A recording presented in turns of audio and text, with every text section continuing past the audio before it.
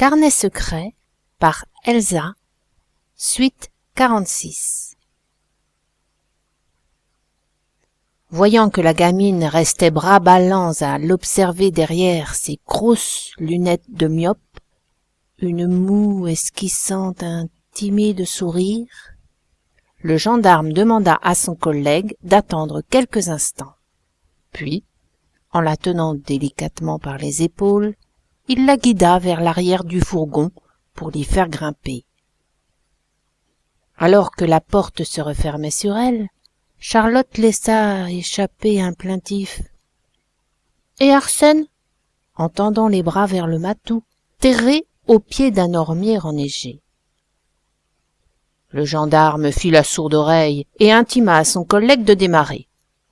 Arsène échappa de peu au geyser de boue que les larges pneus, patinant sur le sol, répandirent en sa direction.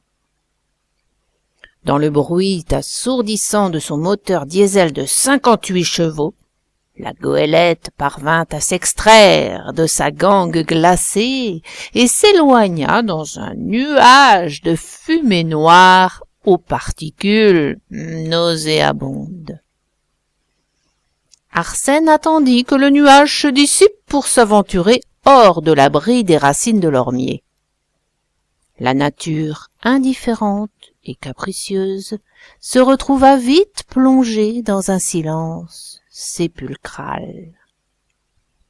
Il choisit de poursuivre sa route en empruntant les rails noirâtres inscrits dans la neige par le fourgon et l'ambulance. Si ses coussinets en seraient spoliés, au moins n'aurait-il pas de la neige jusqu'au ventre et sa progression ralentie par d'incessants bonds épuisants dans l'épaisse couche poudreuse. Peu à peu, quelques bruits de voix l'avertirent qu'il se rapprochait de la ferme de la Marthe. Une odeur âcre, bestiale, se mélangeait à celle insipide de la neige. Au détour d'un fourré, il se trouva museau à museau avec une chèvre statufiée dans le décor polaire.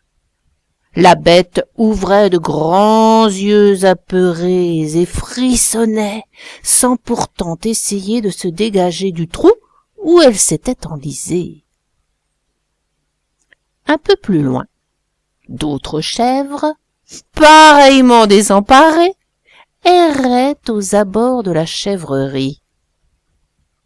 Dédaignant l'animal à cornes qui bêlait de peur, Arsène, dressé sur ses pattes arrière, tendit le cou et aperçut 2 véhicules garés devant la bâtisse principale.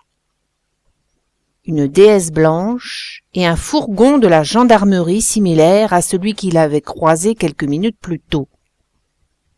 Quelques personnes, dont certaines portant l'uniforme, s'étaient regroupées sous un auvent. Ils marchaient en tapant des pieds pour se réchauffer et de la vapeur s'échappait de leur bouche lorsqu'ils s'adressaient la parole. Le chat reconnut parmi eux Jules, Anatole, le garde champêtre, et Jean, le frère de la Marthe, qui tenait dans ses bras une femme courbée en deux et secouée par de longs sanglots. Le froid commençant à ankyloser ses pattes, il osa se mettre à découvert et louvoya jusqu'au plus près des humains. Arrivé à quelques mètres de Jules, il tenta d'attirer son attention par un miaulement discret. Le cantonnier tourna la tête et, l'ayant aussitôt reconnu, se détacha du groupe pour se porter à sa rencontre. Il le prit dans ses bras et ôta la neige qui s'était solidifiée en stalactites autour de ses coussinets. « Qu'est-ce que tu fais là ? Je croyais t'avoir demandé de surveiller Charlotte, » lui glissa-t-il à l'oreille. « Ne craignez rien, elle est à la maison, en sécurité. Tout va bien. J'avais juste besoin de me dégourdir les pattes enfin vous me compreniez. Soulager un besoin naturel. Que se passe-t-il ici? enchaîna le matou qui redoutait de donner plus de détails à Jules sur sa présence à la ferme. Le cantonnier s'éloigna prudemment de la grappe humaine et, lui tournant le dos, confia à Arsène ce que celui-ci brûlait d'entendre. « C'est terrible, le chat. Ce matin, l'Augustin, en se levant, il a prévenu sa femme qu'il allait se rendre chez la Marthe, histoire d'en terminer une fois pour toutes avec ce lopin de terre qui longe le portefeuille et ce papier qu'elle et son frère contestent auprès de cette raclure de Cormaillon. Il paraîtrait que c'est un faux et que les signatures des parents ont été imitées. Comme il savait qu'il allait être accueilli à coups de tromblon, il a pris son fusil de chasse, plus pour faire peur à la Marthe que pour lui coller du plomb dans les fesses. Et comme sa femme le voyait pas revenir, elle a commencé à avoir peur et à imaginer que ça avait mal tourné. Elle a décidé d'aller le rejoindre et quand elle est arrivée à la ferme, elle a trouvé toutes les chèvres en liberté qui divaguaient autour de la maison. Elle a appelé, sonné à la porte, mais personne n'a répondu. Alors elle est allée voir dans la chèvrerie, au cas où. Et là, la voix de Jules s'étrangla. Pour que le vieil homme soit ému au point de ne plus pouvoir parler, Arsène imagina le pire. Une tuerie à bout portant, les deux protagonistes et ennemis héréditaires, face à face, pointant leurs fusils et tirant en même temps. Un remake de Règlement de compte à hockey choral, qu'il avait vu quelque temps auparavant sur la télévision de son bon maître. Jules, tête baissée, restait silencieux et continuait d'un geste machinal à lui frotter les pattes. La curiosité piquée à vif, le chat enfonça ses griffes dans le gras du pouce du cantonnier pour le ramener à la réalité. Et là, elle a trouvé son Augustin, assis, quasi effondré comme une vache qui vient de véler. Dans la paille, le fusil entre les jambes, l'air hagard. Et puis, c'est pas tout. Jules déglutit avant de poursuivre. Il y avait la Marthe qui pendait au bout d'une corde accrochée à une solive, un tabouret renversé sous elle. Tain le chat, la Marthe était déjà morte d'après ce qu'elle dit. L'Odette, elle a d'abord cru que son mari était mort aussi, mais il respirait. Elle l'a examiné sous toutes les coutures et aucune trace de blessure, rien. Alors elle a couru chez elle pour appeler la gendarmerie et puis aussi pour prévenir Jean par téléphone.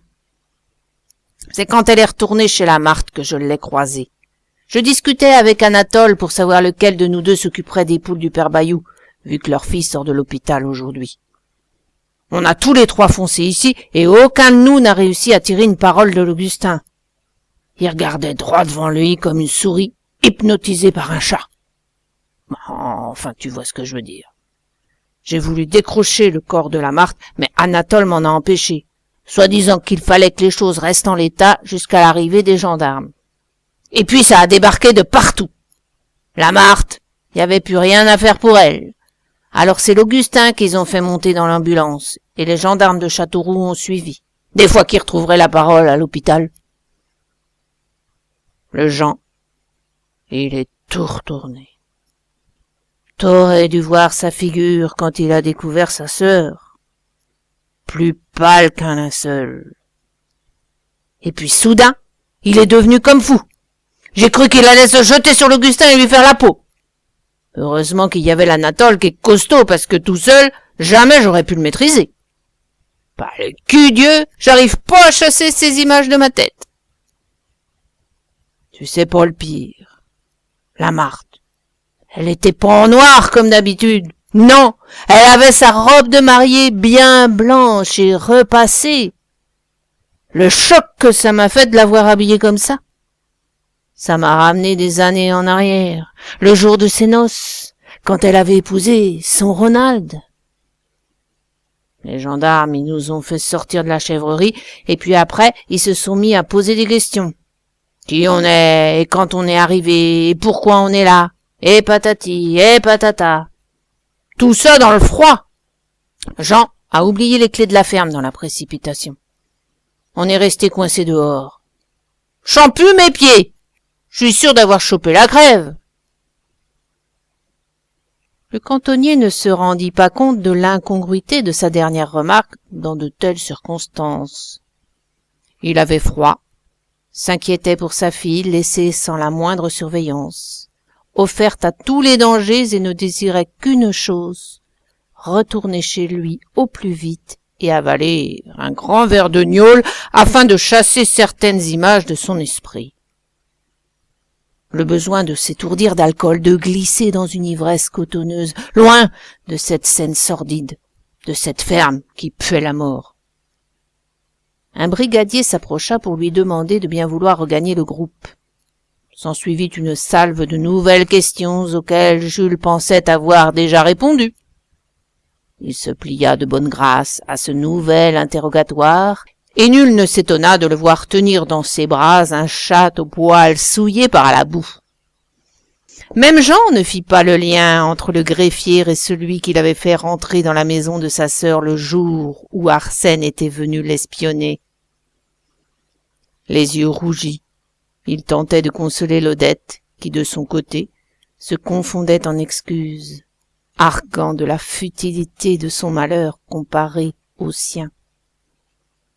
Jules avait dit vrai, le visage ravagé par la peine, les cheveux en bataille, il ne ressemblait qu'à l'ombre du gentleman tiré à 4 épingles qu'il était devenu au fil de sa réussite professionnelle.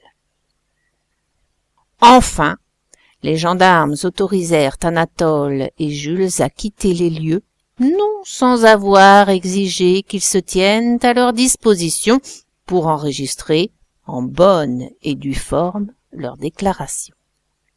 Il leur fut précisé, sur un ton qui n'acceptait pas la moindre rebuffade, de ne pas s'absenter tant que l'enquête ne serait pas close. Les Pandores n'avaient rien à craindre.